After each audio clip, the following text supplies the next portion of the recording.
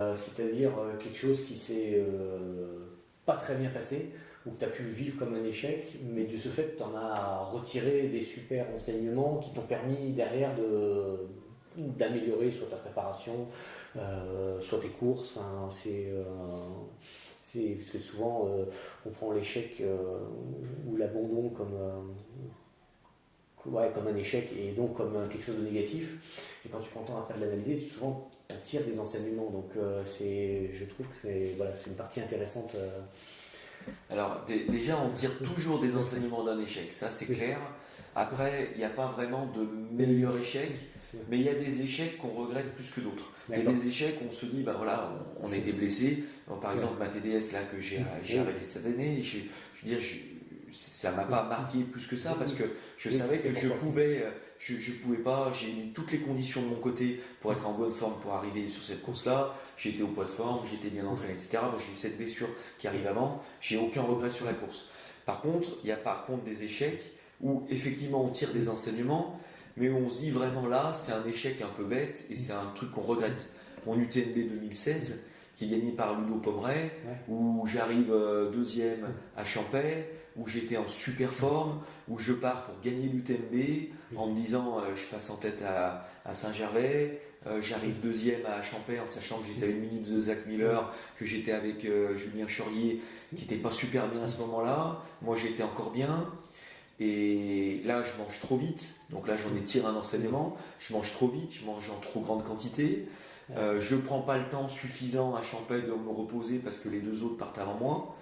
Résultat des courses, j'ai des problèmes gastriques derrière. J'aborde une section qui était bovine que j'aimais pas spécialement dans l'UTMB, donc avec déjà psychologiquement des ressorts négatifs. Et en butant dans cette côte-là et en me disant l'UTMB c'est pas fait pour toi, tu arrêtes, c'est pas la peine, tu gagneras pas, t'es là pour gagner, tu gagneras pas. Et du coup, je me suis bêtement mis dans la tête que c'était pas une distance pour moi. Et j'ai décidé d'arrêter. Et en ultra, quand on décide d'arrêter, il faut savoir que effectivement avant on est déjà cramé, on est déjà cuit, on n'arrive déjà plus à avancer. Là j'étais au 120e kilomètre. Mais quand on décide d'arrêter, là le corps du coup, il lâche tout. Il lâche tout. Et après, je vois Ludo Pomeray qui me double dans la montée de Bovine. À la fin de la montée, je marchais déjà depuis très longtemps. J'avais déjà décidé d'abandonner depuis très longtemps. Il me dit, allez Fab, viens avec moi, machin. Je lui dis, non, j'ai décidé d'arrêter. Et en fait, ça a été un regret parce que finalement, Ludo gagne l'UTMB.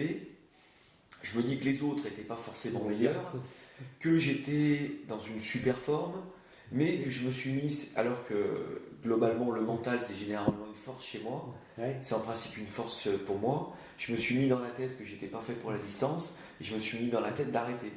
Et c'était vraiment con, et là c'est vraiment un abandon que je regrette. J'abandonne très rarement, mais là c'est vraiment un échec que j'ai pas regretté sur place parce que j'ai dit je suis pas fait pour ça, mais après en revenant sur tout ce qui s'était passé, c'est vraiment quelque chose que j'ai regretté. Parce que je me suis dit c'était vraiment l'occasion, l'année pour gagner l'UTMB. Ludo il gagne je crois en 22h30 l'UTMB cette année-là. Moi quand j'arrête j'étais encore sur des plans de 20h50, de 21h50, 22h, j'étais encore sur mon tableau de marche. Je m'étais mis 22h, j'étais vraiment encore sur le tableau de marche. C'était juste un ressort psychologique en se disant c'est pas fait pour toi, t'arrêtes.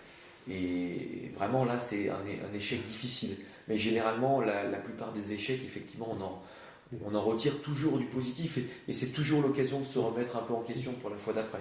Mais c'est jamais facile quand même d'être en échec effectivement. Non, c'est pas facile, c'est clair. Et alors le mental comme tu disais c'est une de tes forces, même si là pour le coup il y a un compétence. Il y a eu des faillances, effectivement.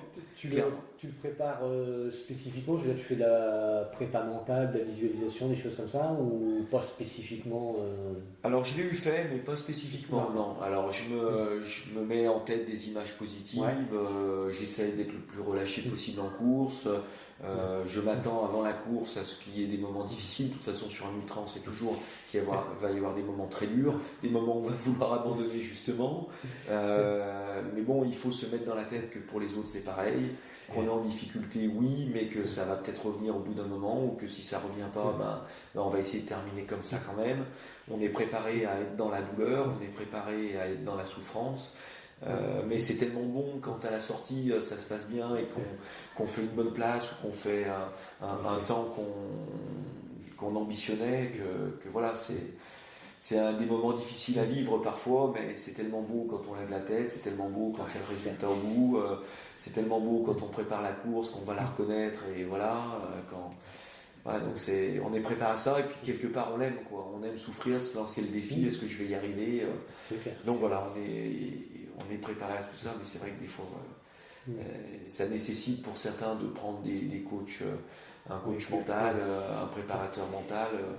Bon, moi j'en ai pas trop besoin parce que la montagne m'a aussi appris ça, c'est à être dans des moments difficiles, à surmonter soit les difficultés, soit les peurs, soit les conditions un peu extrêmes. Et c'est vrai que dans la tête, je suis préparé à vivre des moments un peu durs.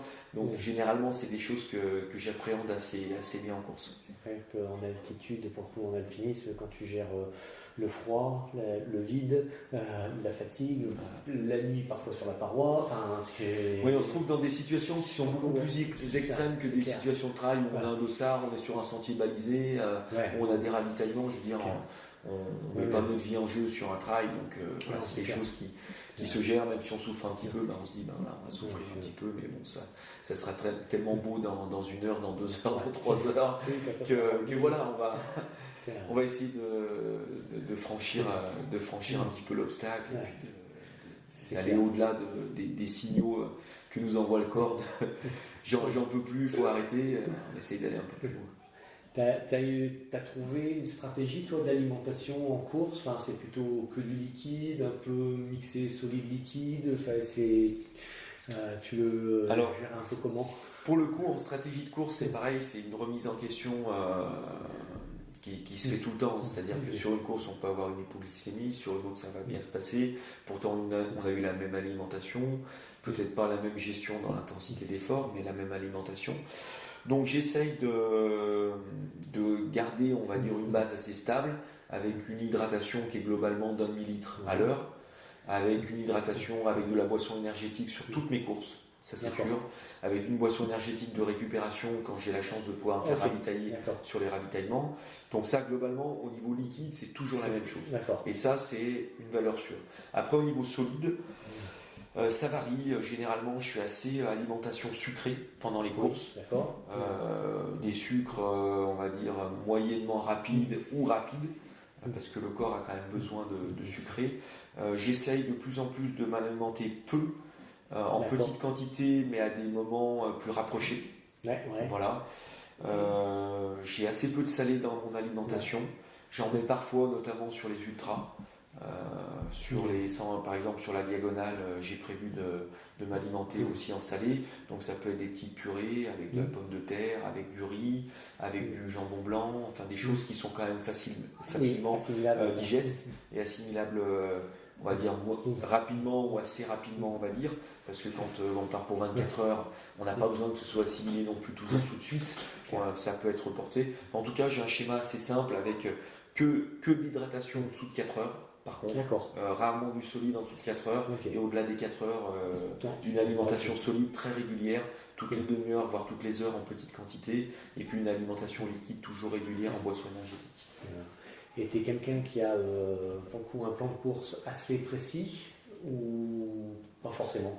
Ouais, j'ai un plan de course qui est très précis. Très précis. C'est-à-dire que j'ai une feuille type A3 ou A4 avec dessus mon dénivelé, dessus mon matériel obligatoire, les points de ravitaillement où je peux avoir une assistance, les points de ravitaillement où je n'ai pas d'assistance, où je peux avoir de l'eau éventuellement, et en fonction de ça, je prévois exactement ce que je mets dans mon sac en termes de boissons énergétiques, en termes d'alimentation solide et ou de matériel obligatoire quand il s'agit d'une course.